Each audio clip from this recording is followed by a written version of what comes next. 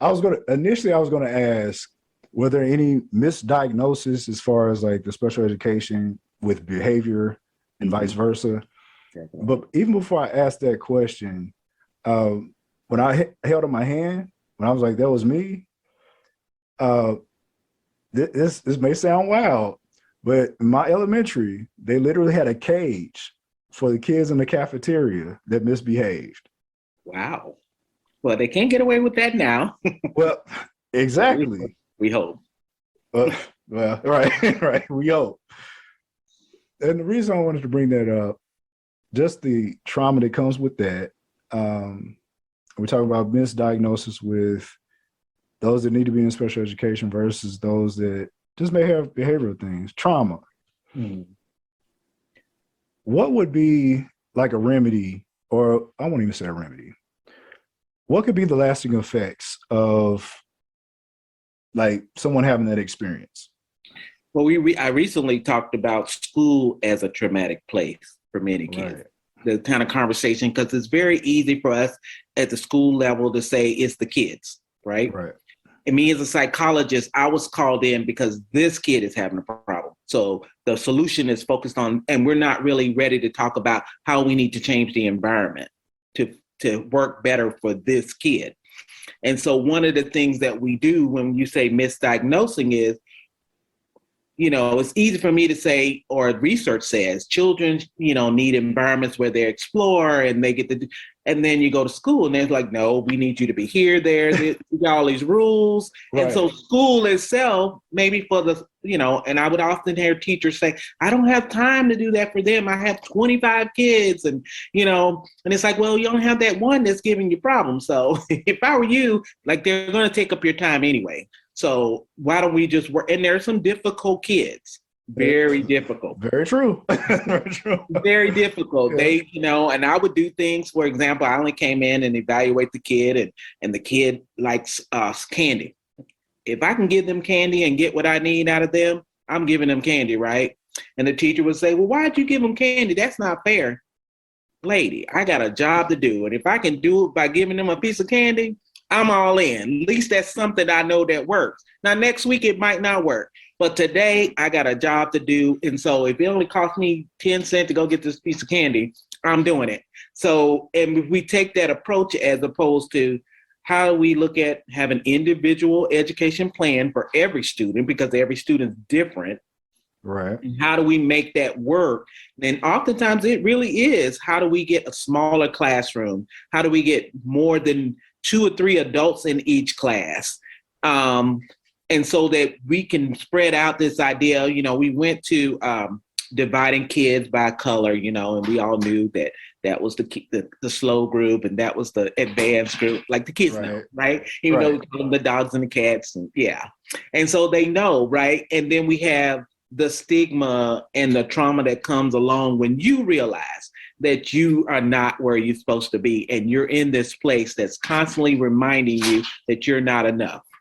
Right. So I don't know if you've ever taken a foreign language, but we had to take 3 or 4. And it got to a point where you're like, I don't know what's going on. I don't know what nobody's saying. Like, I literally feel like I am sitting here in a foreign land. Right. Imagine if some of our kids with English as a second language come in our schools, or some of our kids with that can't read. You're asked to be in a place 8 hours a day where you are not succeeding. And many of our kids have parents who had the same experience. They don't want to come up there either. So exactly. We need parental involvement. Do you realize they're traumatized as well? They don't want to come to school. The judgment that comes in. I have kids and I'm like, don't make me have to come up to these schools. They're going to look at me like, you're not doing your job because your child's up here acting up. You know what I mean? So that enough alone, the judgment. I had my son's teacher one day, she wrote in a note to the parents. She says, well, I think all the parents that took the time out who cared about their kids and came to the PTA. I was like, well, excuse me, you thinking because they didn't come, they don't care about their kids? Well, I didn't mean it like that. Well, that's what you said, right? So we have to be, quite frankly, we have middle class white women in our classrooms. who've had a different experience than us, and we've said parental involvement is coming to the PTA meeting, as opposed to answering a text, calling, or an email. Or we've said that the parent didn't come to PTA, the parent didn't sell this. I was going to say something bad. Sell these little stuff. Speak freely. Sell these cookies. Right. That I don't care about my kid, when literally I have things to do. Right. So, right. And I've had that same, people, okay, you have a PhD. That doesn't mean I know how to teach reading. I expect that teacher to teach the reading.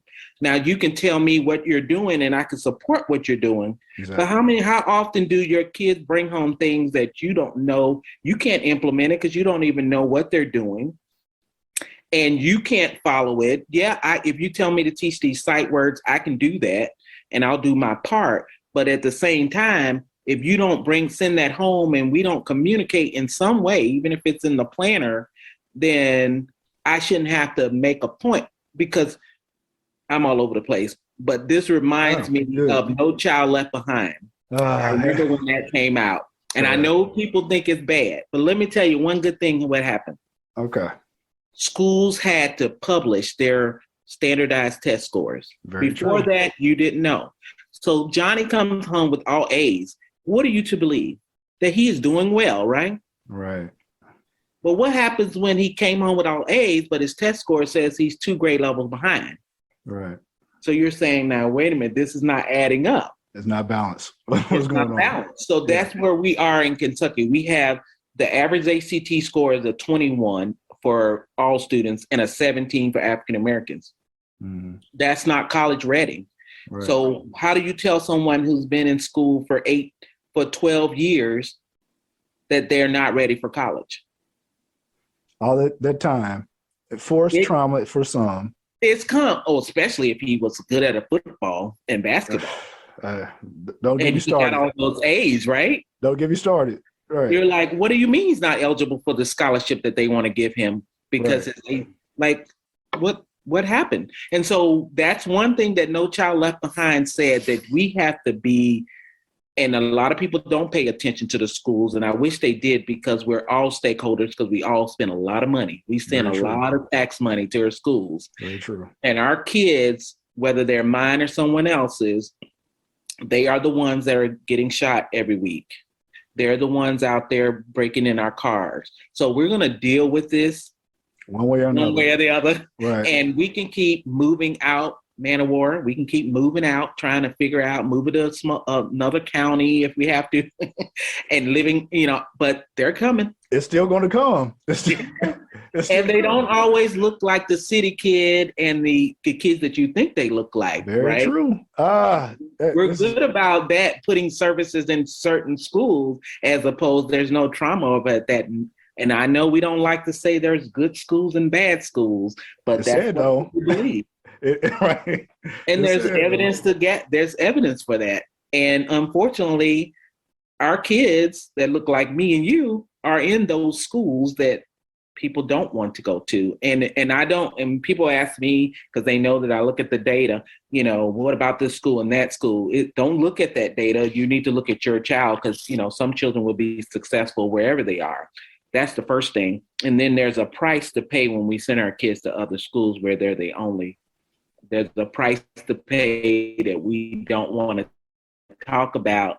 And, and so I'm on this kick now with the HBCUs, even though I didn't go to one, but I'm from South Carolina. So my neighborhood schools were HBCUs, but now that my kids grew up in Kentucky, I'm like, you don't have a clue.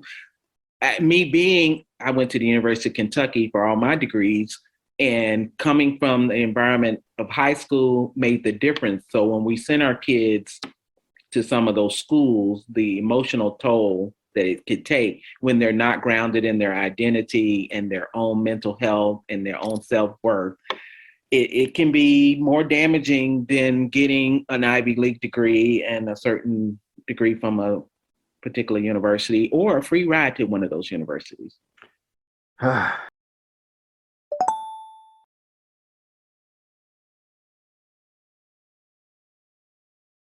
respect. Nothing ever was handed. All about respect, never about ego. Wish I could have retired a long time ago and disappeared way beyond the trees. But my homies kept influencing me. Said they needed to hear my lyrics, like my flow, cause they felt my spirit. Plus the people needed to hear it. A conversation with conscientious lyrics.